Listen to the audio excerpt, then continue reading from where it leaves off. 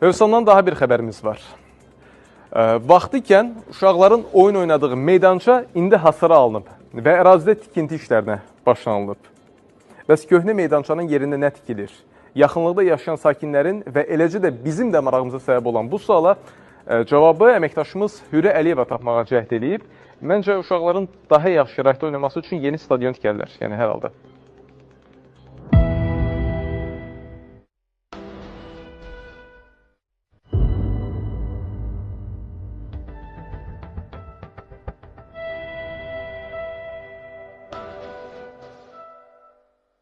Suraxanı rayonu Hövsan qəsəbəsi Elman Qasımov küçəsində bu ərazi əvvəlcə uşaqların oynaması üçün bir uşaq meydançası idi.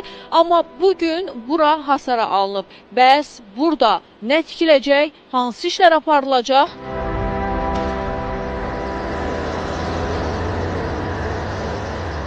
Sakinlər də təsdiq edir ki, bağlanan ərazidə vaxt var idi uşaqlar oyun oynayırdılar. Amma indi həmin meydançadan əsər əlamət qalmayıb.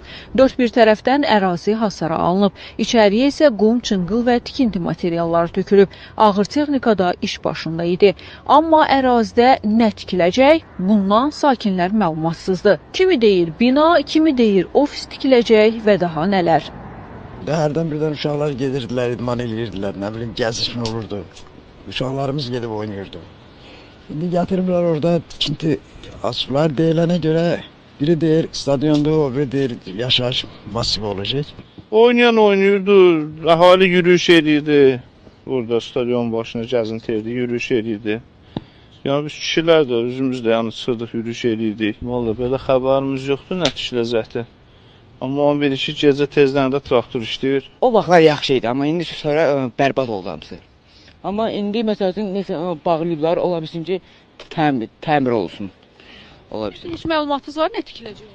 Vallahi dedilər asan xidmət deyib. Bir deyir futboldur, bir deyir nə bilim şirkət tikirlər, nə belə bir şey tikirlər. Daha sonra əraziyə tikinti işlərini aparan şəxs gəldi. O müsahibə verməsə də bizə bildirdi ki, bəs sakinlərin narahatlığına heç bir əsas yoxdur. Söz gedən ərazi abadlaşdırılır.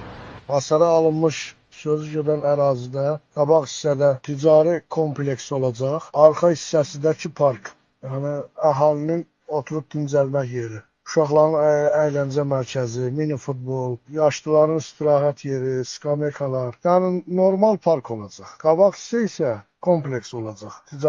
Ticari kompleks olacaq. Suraxanı rayon icra hakimiyyətindən də bildirdilər ki, sözgedən ərazi əmlak məsələləri dövlət xidməti tərəfindən verilmiş çıxarışa əsasən yaşıl mənzərə MMC-nin istifadəsindədir. Həmin MMC isə abadlıq quruculuq işləri aparılmağı nəzərdə tutur. Ümid edək ki, bu abadlıq quruculuq işləri ərazidə növbəti çox mərtəbəli binanın ortaya çıxması ilə yekunlaşmayacaq.